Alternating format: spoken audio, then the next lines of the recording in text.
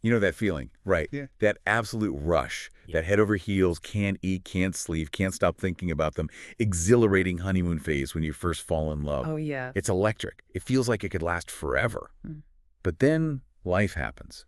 Routines set in, responsibilities pile up, and suddenly you're left wondering, is it actually possible to keep that intense feeling, or at least a really strong, vibrant passion, alive in a long-term relationship amidst all the laundry, bills, and just the daily grind? That's the question that echoes through so many long-term partnerships, isn't it? It's a natural evolution, but one that often sparks anxiety about losing that initial spark. Absolutely. And today, we're taking a deep dive into the very heart of romantic relationships, focusing specifically on how to nurture enduring passion and connection over time. Okay. We've pulled together a fascinating stack of sources for this one. Everything from the insights of psychotherapists and the wisdom of marriage foundations to practical tips from relationship experts and even raw, real-world experiences shared in online forums like Reddit. A real mix, then. Yeah, exactly. Our mission. To go beyond the surface and extract those truly actionable insights and surprising truths about what it really takes to make love not just survive, but to truly thrive, transforming that initial spark into a deep, resilient, and ever-replenishing flame. And many of you listening might be searching for ways to reignite a spark that feels a little dim, or perhaps you want to deepen an already strong bond, or simply to understand the complex, fascinating dynamics of long-term love. Right.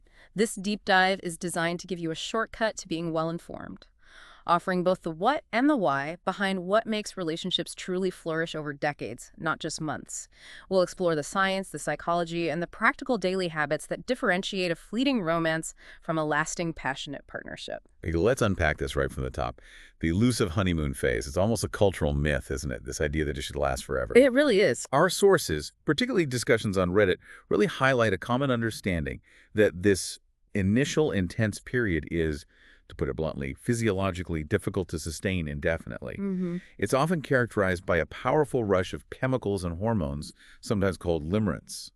What does that mean for how we expect love to feel and how our bodies are actually wired? That's such a critical reframe to start with. Limerence isn't just simple infatuation. It's often described as an involuntary, intense, even obsessive state of desire, often driven by a cocktail of neurochemicals like dopamine, norepinephrine, and serotonin. Right. It's almost a biological imperative designed to force an initial deep bond. But our nervous systems aren't designed to live in that heightened, chemically altered state forever without burnout. Expecting that initial high to last indefinitely sets us up for disappointment because our brains simply can't sustain that level of chemical overdrive. Understanding it as a temporary biological phenomenon helps alleviate the pressure to feel that way forever and instead pivot to cultivating a deeper, more sustainable connection. So it's a sprint, not a marathon, biologically speaking. Pretty much, yeah. Some Reddit users are quite direct about it, stating it's impossible or even a fool's errand to try and make this initial phase last. They see it as a temporary, exhilarating burst that naturally tapers off as our bodies acclimatize to those hormonal reactions. It's a powerful initial bond creator, but not the long-term blueprint. Exactly. It's a natural evolution. The intensity shifts, and that's not a sign of failure, but actually a sign of maturity in the relationship. But here's where it gets really interesting and where our sources offer a more hopeful perspective. While many acknowledge this natural tapering, others express a powerful desire to keep that part alive. Yeah, you see that a lot. Some even claim their honeymoon phases never ended with the right person and consistent effort, suggesting it might cycle back through intense periods. Right, like waves. It's not necessarily a constant, unyielding peak, but perhaps a recurring theme, like a leitmotif in a grand story, as one user put it. So if it's natural tapering, does that mean all that initial magic just vanishes? Or do our sources offer a more hopeful perspective on what comes after that initial high? This is where the true insight lies. Our sources emphasize that what comes after the honeymoon phase can actually be even better, even more fulfilling. Really? How so? Well, it's described as a deep connection, extreme vulnerability, fighting for one another, a best friendship, a partnership. It moves beyond the whirlwind infatuation to something deeply rooted, grounded, steadfast. Okay. The idea is that intimacy and lust can absolutely still thrive, but in a different, more profound way. The passion and fire remains, but it isn't the same. It's about finding satisfaction in what one source calls the cozy warm bath type of love-safe, calm and deeply comforting, but with a foundational strength that the initial rush lacked. It's really a redefinition of passion, from solely intense longing to a rich, multifaceted connection. That cozy warm bath analogy really paints a picture. It shifts the focus from a fleeting high to an enduring warmth, a sense of safety and deep belonging. Exactly. But for someone who spent years chasing that initial rush, how do they learn to genuinely find satisfaction and passion in that deeper, calmer love? It almost sounds counterintuitive for a society obsessed with perpetual excitement. That's a crucial question, and it brings us to a less commonly discussed but profoundly important aspect of long-term intimacy: the role of love as the foundation, particularly in the sexual realm. Okay. The Marriage Foundation, through Paul Friedman's philosophy, suggests the world has marriage wrong when it comes to sexual intimacy. How so? It's not about being a Don Juan or Cleopatra, chasing purely physical techniques. It's about moving the soulmate connection up a notch through mindful, loving intention during sexual connection. So it's less about the performance and more about the presence. Precisely. Friedman's first technique, Remember the Love, really drives this home. He emphasizes that lust didn't bring couples together, and it certainly doesn't keep them happy. Sex is fun, he says, but making love, with a capital L, means consciously keeping your mind on love. Right. Opening your heart and letting liquid love flow from your soul to theirs. He uses the analogy of praying in church. Your mind can wander, or you can truly focus on God. It's about being present and intentional, infusing the act with genuine affection. It's almost a spiritual approach to physical intimacy. It truly is. It reprioritizes the why behind the what. And his second technique, Make Love as a Giver, Not a Taker, builds on this. Okay. It's not just about pursuing your own physical pleasure, but about giving that which begins and grows from the heart, consciously keeping your heart open to your partner's experience and well-being. And the outcome. What's fascinating is that the source notes that when you approach it from this selfless giving perspective, pleasure heightens too. It's almost a paradoxical outcome. True generosity and intimacy deepens the shared experience for both. I find that incredibly insightful. It suggests that emotional generosity amplifies physical connection. And this commitment to a deeper connection is further underscored by his ninth technique. It's not the act, but the love that matters. Right. While he acknowledges that techniques for physical pleasure are a sweet gesture, the ultimate mission is to connect more deeply. This means consciously opening your heart, mind, and soul, seeing the act as a holistic union, not just, as he puts it, a billy rub. Yeah. It's a call to profound vulnerability and connection that transcends the purely physical. Okay. That brings us to respect and sacredness in intimacy, which are critical themes from the Marriage Foundation. Technique #3, Don't Be Crude, advises avoiding crude language and contrasting it with words of love. Interesting. Friedman argues that marriage's sexual intimacy is special, real, and not meant to be set aside for sexual pleasure alone. It's considered a sacred space, and he notes that lustful drooling is a sign that the head isn't in the right place. It should be in the heart. This isn't about being prudish, but about recognizing the profound emotional and spiritual dimensions of intimacy within a committed relationship. So it's about elevating the experience, treating it with reverence. Exactly. This really ties into technique #10, ultimate respectfulness.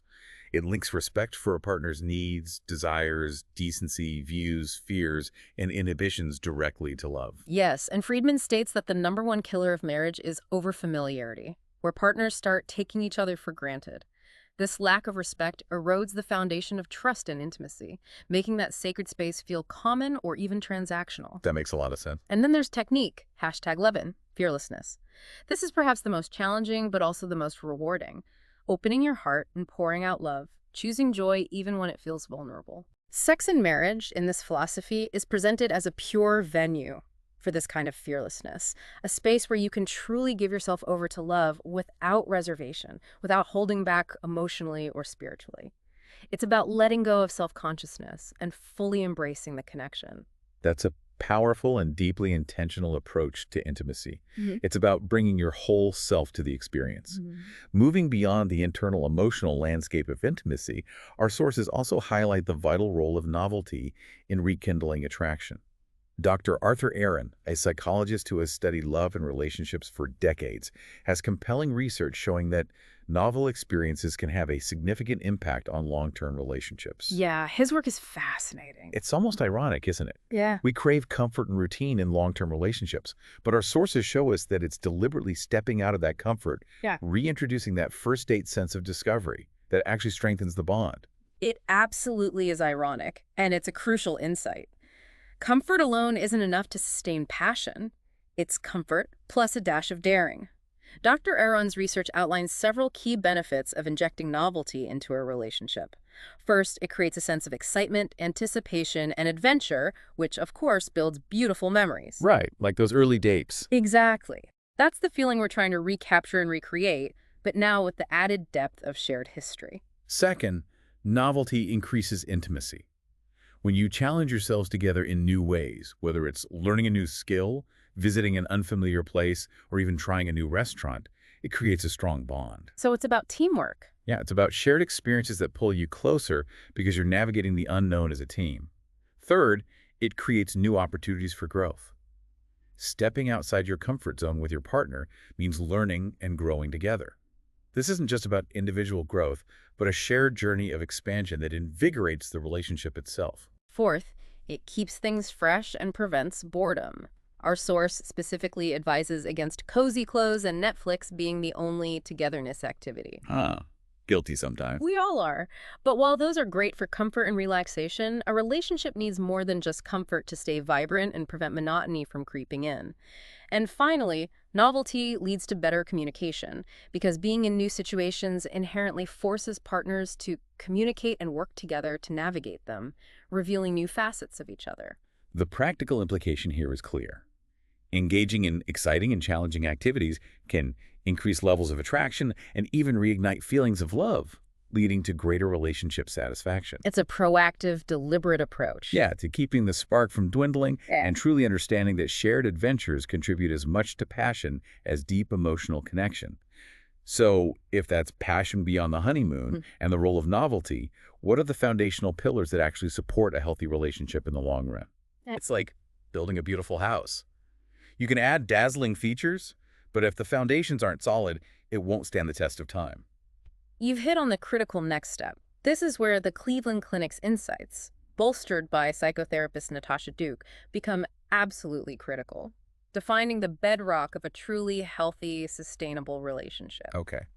The Cleveland Clinic defines a healthy relationship at its core as centered around empathy and kindness, reliability and commitment, mutual respect for boundaries, the ability to work together as a team, and similar values and goals. These aren't just feel-good concepts, they're the non-negotiable structural elements. Yeah, Natasha Duke adds an important nuance. Healthy relationships don't always come easy. They require a lot of hard work, dedication, and determination. That's so true. She also warns against confusing familiarity with health, especially if you have a history of problematic relationships or insecure attachment. She points out, we can end up moving toward what's familiar even though it's not healthy. A difficult pattern to break. Right, so a crucial first step is deep self-reflection. Before and during a relationship, to build off the mistakes you've each learned in the past. It's about understanding your own patterns to avoid repeating them. Duke then outlines 12 specific signs which can be seen as core strengths of a healthy relationship. We won't go through every single one in exhaustive detail here, but we'll highlight a few that offer particularly insightful takeaways for a well-informed audience. Sounds good. The first, and perhaps most fundamental, is RESPECT. Beyond just drawing lines or avoiding offense, it's about making space for each other's emotions, and for nurturing other aspects of each other's lives. Making space. I like that. Yeah, it includes respecting personal boundaries, not isolating partners from friends, and crucially, healthy boundaries also exist in an intimate or sexual space too, meaning no pressure or shame. It's about truly honoring your partner's full humanity. That's a huge distinction. Respect is making space rather than just avoiding harm. And Duke's emphasis on respect within intimate or sexual spaces is so vital for cultivating a truly safe and connected bond. Definitely. Another core strength she highlights is earned trust. Trust, Duke explains, extends from the seemingly smallest things, like vulnerability and emotions, to big life decisions. It's about knowing you can rely on your partner without second guessing. And it takes time. Absolutely, and there's no shortcut here. Time, consistency, and demonstrated reliability are key factors in truly building this trust. It's not given, it's built, brick by emotional brick. Right. That's nice. The third strength that stands out is communication through tough times. It's easy to communicate when things are good, but what really makes a relationship or bonds you as a couple is going through hard times together. That really resonates. This means expressing feelings openly and vulnerably, active listening, and working for solutions, even when you're arguing. The ultimate goal isn't to win an argument, but to understand the other person. This shifts the paradigm from conflict as a battle to conflict as an opportunity for deeper understanding. And an extension of that is forgiveness, which Duke highlights as crucial. There's no such thing as a perfect relationship, so letting go and moving beyond problems is vital. What's particularly insightful here is that difficulty with forgiveness, the source notes, can even be linked to insecure attachment. Ah, interesting connection. When we talk about insecure attachment, it's about those deep-seated patterns from our past that can make us fear abandonment or engulfment, making forgiveness incredibly challenging because it triggers those old wounds. Precisely. And the good news is that cognitive behavioral therapy, or CBT, can help with that. How does CBT help with forgiveness? CBT specifically helps by identifying and then challenging the negative thought spirals and automatic reactions that prevent us from moving past hurts or trusting again after a perceived slight. It's about retraining your brain to respond differently to triggers, creating healthier thought patterns around forgiveness. This is a powerful application of a therapeutic technique directly to relationship challenges. Okay, that's really practical. Another powerful one you mentioned is individual comfort and independence. Yes. It's vital to knowing who you are as an individual and chasing after your own personal goals and dreams. This isn't selfish. It's about bringing your whole, thriving self to the relationship. Right, not losing yourself. Exactly. Self-reflection on past relationship triggers is key to owning your issues and working through them together. Paradoxically, self-love enhances the relationship because you're not looking for your partner to complete you, but to share a journey with a whole, healthy individual. And finally, the 12th sign, which truly fosters deep intimacy. Comfort being unfiltered. Oh, I like the sound of that. Goblin mode. Huh. Yeah, that's what some call it, that profound comfort, where you can truly let go of needing to be perfect, literally showing up with your messy hair, your comfortable sweatpants, your unedited emotions. It's about sharing the vulnerable, unglamorous parts of yourself, knowing you're fully seen and accepted. This builds a different, deeper kind of intimacy than the curated self we often present to the world. It's where true belonging blossoms. That's beautiful. Beyond these 12 signs, Natasha Duke emphasizes the critical importance of self-reflection and continuous check-ins. Right, the ongoing work. Yeah, she encourages regularly checking in with yourself by asking, is your trust towards this person growing? Is there something you're not getting that you need? And is there something you're not doing that your partner needs? It puts some of the responsibility back on you, the individual, to assess and articulate needs, which is a hallmark of personal growth within a relationship. And a key takeaway from this section, which Duke underscores, is that you can rarely over-communicate when it comes to how you're feeling. That's a good reminder. This leads us directly to another foundational pillar that supports all of these strengths, understanding love languages. Ah, yes. Gary Chapman's 5 love languages. Many of you are likely familiar with this framework, widely used since 1992, which describes 5 distinct ways people receive and express love. Right. Words of affirmation, quality time. Physical touch, acts of service, and receiving gifts. What's truly insightful for those of us who know our partner's love language is how often we still miss the mark, or how our own primary language can subtly dominate. Exactly. The deep dive here is understanding why certain expressions land differently for each person and how to consciously tailor your efforts for maximum impact. It's about consciously identifying and then speaking your partner's specific language of love. The benefits of understanding these love languages are extensive. It promotes selflessness because you consciously shift your focus to your partner's needs, not just your own preferred ways of giving love. It moves you beyond your default. It creates empathy, helping you step outside yourself to truly understand how your partner experiences love, which significantly increases emotional intelligence. It also helps maintain intimacy by regularly discussing what keeps your love tanks full, leading to deeper connection and preventing the feeling of being unloved even when efforts are being made. It also aids personal growth, as loving in ways outside your comfort zone inspires you to grow and change, becoming a more adaptable and compassionate partner. Ultimately, it helps you share love meaningfully, ensuring your intentional actions genuinely make your partner feel noticed, content, and appreciated. So it's about effective, targeted love. Precisely. To apply this practically, you need to identify both your own and your partner's love language. You can do this by simply asking what they frequently ask for, or by observing how they most frequently express love to you. What they give often indicates what they'd like to receive. That's a good tip. It's also important to acknowledge that love languages can change occasionally due to life stressors or significant life transitions, so regular check-ins are vital. Right, they're not set in stone. While incredibly helpful, it's also important to address some common criticisms. Love languages can be misused if you start scorekeeping or using them for manipulation. Which completely misses the point. Totally. They also don't fix all relationship problems. They're just one tool among many. Self-regulation of emotions and addressing deeper issues are still key. Good caveats. The original model also had some heteronormative assumptions, but the principles are universally applicable to any loving partnership. The deeper insight for our informed listener is to use this framework as a lens for greater intentionality, rather than a rigid rulebook. And this brings us seamlessly to perhaps the most critical pillar of all, communication. It's the heartbeat of enduring connection, the very lifeblood that allows all these other elements to thrive. Absolutely fundamental. The Cleveland Clinic states it directly. Communication is key for a healthy relationship. Reddit users consistently emphasize constant, honest communication as fundamental to keeping passion and connection alive. This isn't just about talking, it's about truly connecting deeply. Good communication allows couples to figure anything out, navigate challenges, deepen emotional intimacy, and proactively avoid distance in the relationship. Building bridges, not chasms. Exactly. When you can truly share what's on your mind and in your heart, you build a bridge, fostering a sense of being truly seen and understood. Our sources from CBT professionals offer highly structured communication techniques designed to improve this critical skill. One of the most effective is regular couples meetings. Okay, like a check-in. Yeah. They recommend a concise 30-minute weekly meeting broken into 4 parts, almost like a business meeting for your relationship. First, appreciation, where you explicitly express gratitude for positives you've noticed that week. Starting positive, I like that. Second, values goals, sharing plans for the week, discussing to-do lists, and working towards shared aspirations.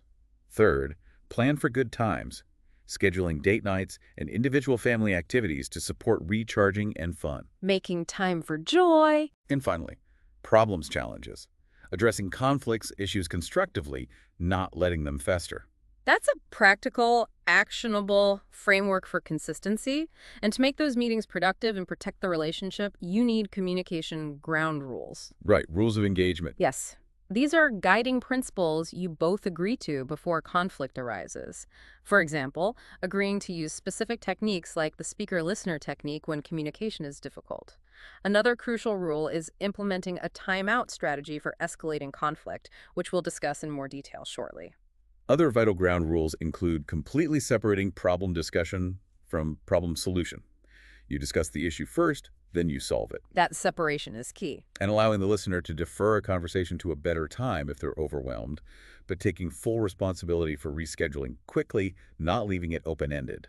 Ensures follow through. Crucially, you must also agree to protect fun, friendship, and sensuality from conflict discussions. The idea is to keep arguments from spilling over into and contaminating your positive shared experiences, preserving those sacred spaces of connection. And remember to review and adjust these rules over time to ensure they still serve you both effectively. Now, one of the most powerful structured techniques mentioned is the speaker-listener technique. This method is designed to slow down heated conversations and ensure both partners feel truly heard and understood, especially on emotionally sensitive issues. How's it work? The core rules for both partners are: the speaker has the floor, indicated by a physical object like a remote or a talking stick. You take turns sharing the floor, fostering trust that each person will get their turn without interruption. And critically, there's no problem solving during this phase. The focus is purely on discussion and understanding, not finding solutions prematurely or immediately trying to fix things. Okay, just understanding first. As the speaker, your rules are simple but profound. Speak for yourself, using I statements. like I felt overwhelmed when the chores weren't done, instead of you statements that sound like criticism, such as, you never help around the house. Right, avoiding blame. You statements often trigger defensiveness, immediately shutting down productive dialogue. Keep your statements brief and manageable, pausing frequently to allow the listener to paraphrase. If you're misunderstood, politely restate what you meant. It's not a test, it's a collaborative effort to be understood clearly. For the listener, the primary rule is to simply listen, actively, without interrupting, disagreeing, or thinking of solutions or defenses. The goal is to pay full attention and understand your partner's concern, validating their feelings, even if you don't agree with their perspective on the situation. So just focus on receiving the message. Exactly. Then you paraphrase what you hear in your own words to check understanding. Remember, understanding is not agreeing, it's simply ensuring you've accurately received their message. If you don't understand, ask for clarification, but don't rebut, offer opinions, or give advice. Focus solely on the speaker's message, avoiding judgmental gestures or mind reading. This is about deep empathy and accurate reception. It sounds challenging, especially for those of us who tend to jump to solutions or defenses. It takes practice. But it's about truly hearing and validating. Building on that, the concept of assertive communication is vital. This is about leveling with your partner about problems and concerns in a way that leads to the best outcome, fostering mutual respect rather than blame or passive aggression. The sources provide a simple 3-part script for assertive communication that many of you might be familiar with, but the nuance here is in its application and avoiding common pitfalls. I feel when, I would prefer it if. Okay, break that down. First, I feel brief description of emotion. This is an I statement about your feelings, like I feel hurt, I feel frustrated, or I feel overlooked. The key is to genuinely name your emotion, not a disguised accusation. Got it. Second, when describe the problem situation without use statements focusing on facts. For example, when we haven't spent much time together lately, or when the housework isn't being shared fairly. This focuses on observable behavior or situations, not on blaming. So stick to the facts. Yes. And critically, avoid disguised, I feel that you. Statements like, I feel that you are selfish, because even though it starts with I feel, it's still an aggressive attack that will trigger defensiveness. Sneaky. And the third part? I would prefer it if make a clear, specific, concrete behavioral request for change, one at a time, for now. This is crucial for actual problem solving. You're asking for behavioral change, not attitude change. Give me an example. For instance, I would prefer it if you did not yell at me when we disagree. Or, I would prefer it if you could help with the dishes while I bathe the kids tonight. The request should be specific, actionable, and positive, not vague like, I would prefer it if you were nicer. It empowers your partner to know exactly what they can do differently. That makes sense. Requesting a specific action. And to build this skill, the advice is quite profound. Practice assertive communication with positive feelings. First, expressing happiness, gratitude, or appreciation. Oh, that's smart. Yeah, this builds confidence in the framework before tackling emotionally hot topics. Daily practice of acknowledging positive actions and expressing appreciation using this structure is necessary groundwork that primes both partners for more challenging conversations when they arise. It's about building a muscle for positive communication. Now, even with all these techniques, it's easy to fall into bad communication habits. Our sources provide a clear list of roadblocks to good communication, the don'ts and their constructive DOs. The pitfalls to avoid. Exactly. What's truly insightful here is how many of these don'ts stem from a fundamental misunderstanding of the goal of communication in a relationship. It's not about winning, but about understanding. For instance, don't give long lectures or sermons. Do use brief statements, ideally under 10 words.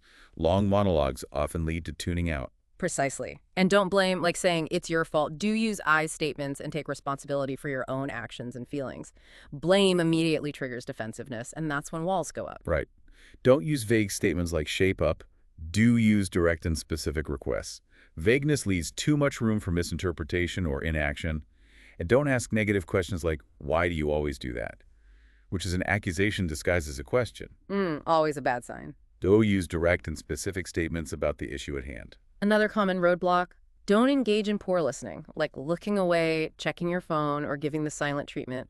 Do actively listen with eye contact, leaning forward, and nodding to show you're engaged. This signals respect and openness. Huge difference. And don't interrupt. Do let each person finish their thoughts completely. Interruption conveys a lack of respect and impatience. And critically, don't neglect to check understanding. Do give feedback and paraphrase what you heard to ensure accuracy. Assuming you understand often leads to miscommunication. So true. Don't use put-downs or threats. Do be constructive in your feedback, focusing on the problem, not attacking the person. Don't yell or scream. Do use a neutral, natural tone of voice, even when upset, to de-escalate. And the list continues. Don't use sarcasm. Do say what you mean directly and honestly. Sarcasm can create confusion and hurt feelings. Definitely. Don't bring up old issues or past behavior, sometimes called kitchen sinking, which overwhelms the current conflict. Do stay on one topic. This ensures focused, productive discussion. Keep it current. And don't have mismatched verbal and nonverbal communication, like saying I love you while pounding the table. Do match them, like smiling when you say I love you, to convey sincerity. Finally, don't keep feelings inside, letting resentment build. Do express feelings appropriately using I statements. Don't scowl or use other negative facial expressions. Do use appropriate facial expressions that match your verbal message. And the big one. And perhaps one of the most pervasive pitfalls. Don't mind read or assume you know what others think or intend. Do really listen and ask questions to ensure understanding. It's astonishing how many conflicts arise from assumptions rather than genuine inquiry. Those are truly comprehensive lists. It's amazing how many subtle things can derail communication and how much effort is required to repattern those habits. It really is work. And when things do get heated, even with the best intentions, there are strategies for de-escalation. The CBT professionals offer a few more pointers for managing conflict in the moment. First, think straight. Don't overreact by staying calm, using coping statements, and checking unhelpful or irrational thoughts that might be escalating your emotions. Taking that mental step back. Exactly. Second, communicate effectively by being assertive, listening intently, taking turns, and validating your partner's experience. Third, once calm, make a correction. Request ensuring it's clear, observable, and positive. Focus on the solution. Fourth, start problem solving, aiming for a win-win solution that meets both needs as much as possible. And fifth, and this is crucial, stop arguing if it's escalating. Take time to cool down and agree to restart later. Recognize when you're simply going in circles or damaging the relationship. Knowing when to pause is vital. This leads directly to the incredibly valuable timeout strategy for escalating conflict. This isn't about avoiding issues or sweeping them under the rug, but about giving yourselves the necessary space to calm down so you can respond thoughtfully instead of reacting impulsively. Okay, the practical steps. There are 6 crucial steps. 1. Recognize your internal emotional buildup, like anger or overwhelming frustration, by paying attention to physical indicators, like a racing heart or tense muscles. Self-awareness first. 2.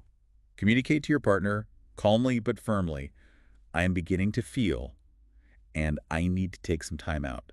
I'll be back to talk about this when I have calmed down. Or, if you're too angry to speak coherently, simply signal time out with a T gesture with your hands, like a sports coach. Clear signal. 3. Walk away from the situation completely. This means physically removing yourself from the immediate environment of the conflict. 4. Once you've created that space, do something you know helps you feel calm, something that doesn't involve continuing the argument in your head. Like what? This could be going for a walk, calling a trusted friend, engaging in a calming hobby like drawing or gardening, reading, or simply focusing on deep breathing exercises. The goal is to physiologically bring down your arousal level. 5. Stay away until you are truly calm. This is critical. Don't return if you're still fuming or in a reactive state. Use this time to reflect on how you want to respond rather than just react to the situation. Think about your desired outcome and how to articulate your needs constructively. And 6. Return to your partner, ready to discuss ideas, needs, or, if you're still emotional, nominate a new time, but with a firm commitment to reconnect soon. And the key for this to work? The absolute key for this strategy's success is that you must discuss it with your partner, and both agree to the rules before it's used in a heated moment. The partner left behind must respect the need for space and not follow or continue the argument. Trust and respect are paramount. Absolutely. This builds immense trust and ensures the strategy is effective for protecting the relationship, turning a potentially damaging conflict into a pathway to understanding. What a comprehensive toolbox for navigating the inevitable challenges of long-term love.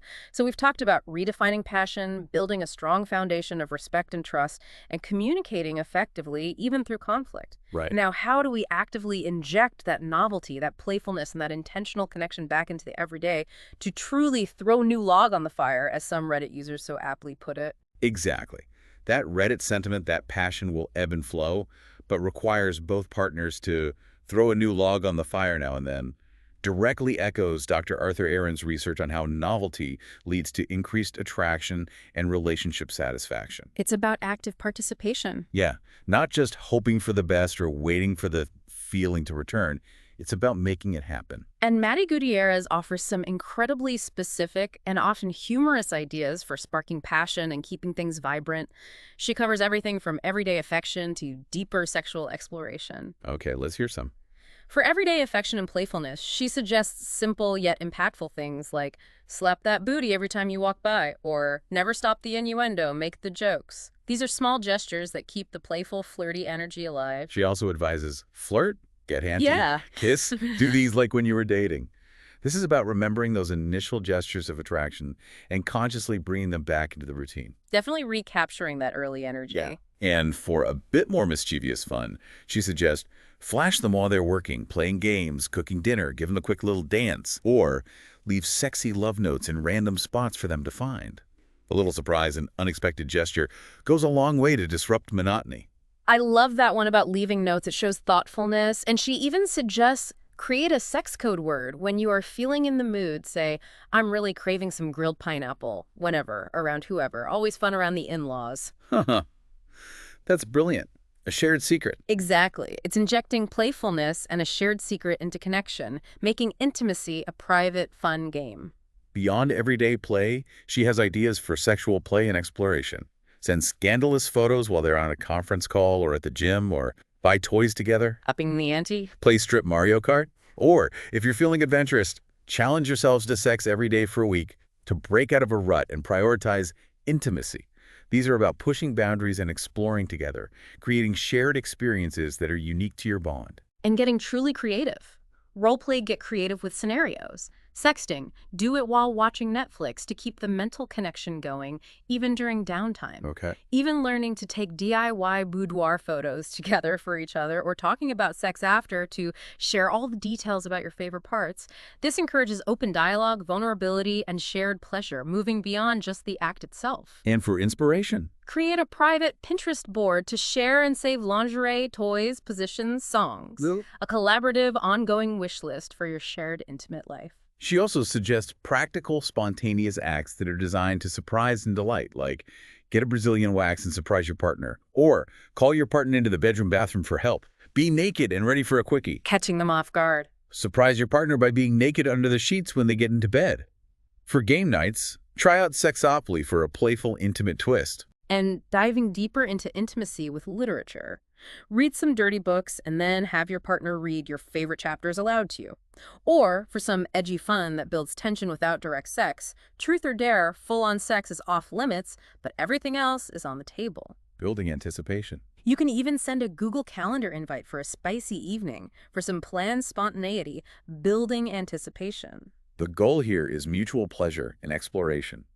Take turns. One night is only about you, the other is only about them, fostering selflessness and focused giving and intimacy. Sharing the focus. And if things are really stalled and you're struggling to reignite, she even suggests if you're struggling to get intimate, make a reward chart for sex. When you reach a certain number, take a getaway. Gamification for intimacy. Interesting. This gamification can sometimes kickstart a dormant routine.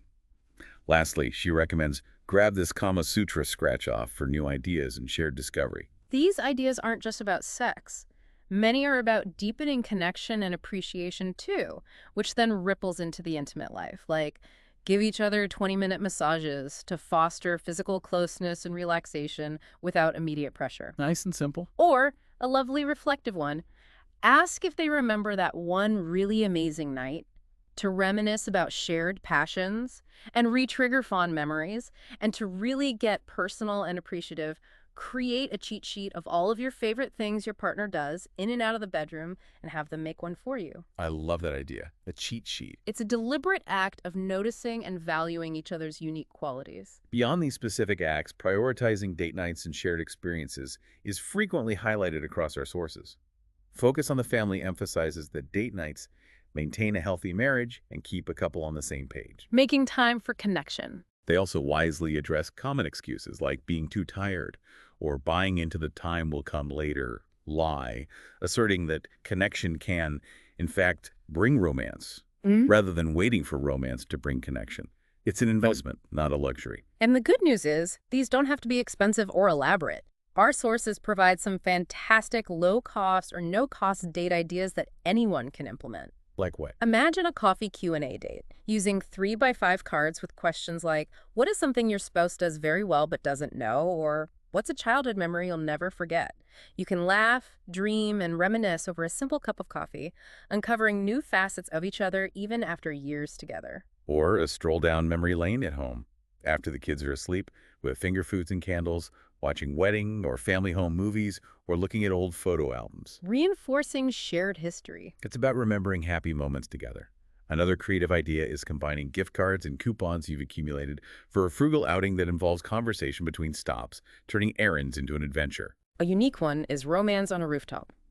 Blankets, a radio or a favorite playlist, a snack, talking and snuggling under the stars, away from the distractions of home. Simple, but effective.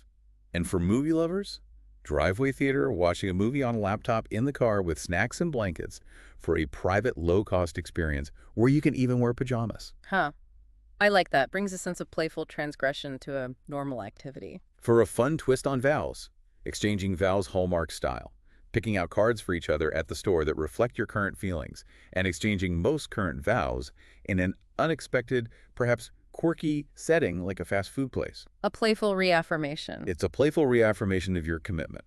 And for those on a tight budget, the dollar date, dining on dollar menus, buying dollar store treats, and attending a dollar theater movie. It's about the shared experience and intentional time, not the cost. And finally, for a truly intimate evening at home, a romantic evening at home involves cooking dinner together, enjoying candlelight, dancing to your favorite songs, watching a romantic comedy, and falling asleep by the fireplace, ideally with kids at grandma's. Proving romance is what you make it. Simple, intentional, and deeply connecting. Maddie Gutierrez's list also reminds us of other simple yet powerful acts, like go to bed together as often as possible, even if one partner stays up later. Just sharing that physical space for connection. That consistency matters. Or shower together, even without sex, to foster intimacy and vulnerability in a comfortable shared space. And, if feasible, an annual trip away without kids is emphasized for dedicated couple time, completely removed from daily responsibilities to just focus on each other. What stands out to me across all these sources, especially from the Reddit conversations, is the overwhelming consensus. The little things mean the most. Never stop doing the little things. This includes everyday gestures like holding doors, holding hands, offering compliments about appearance or effort, and consistent daily effort to show care. It's about keeping that essence alive. Never stop flirting and being playful. And this ties back perfectly to the love languages we discussed earlier. Ensuring these little things are delivered in a way that truly resonates with your partner's primary love language multiplies their impact. Making the effort count. It's not just about doing something, but doing the right something for them, the way they uniquely feel loved and appreciated. It transforms effort into genuine connection. This deep dive has offered a rich toolbox of strategies, reminding us that enduring passion and connection in long-term relationships isn't about perfectly preserving the honeymoon phase as it was. Right. It evolves. Yeah. Instead, it's about cultivating a deeper, more resilient, and ultimately more fulfilling love through intentional effort. It requires foundational elements like respect, earned trust, and kindness, fueled by proactive communication, a nuanced understanding of love languages, and a consistent infusion of novelty and playful connection. Remember, as one of our sources put it, healthy relationships aren't born. They're developed through attention and effort. The insights we've uncovered today provide practical, actionable steps you can start applying immediately, transforming your relationship from passive survival to active, thriving connection. And as you go forward, we encourage you to ponder this. If maintaining passion is truly about a shared journey of growth and discovery, what new chapter of your relationship are you most excited to write starting today? And what unwritten rules might you uncover together that redefine what happily ever after truly means for you and your partner?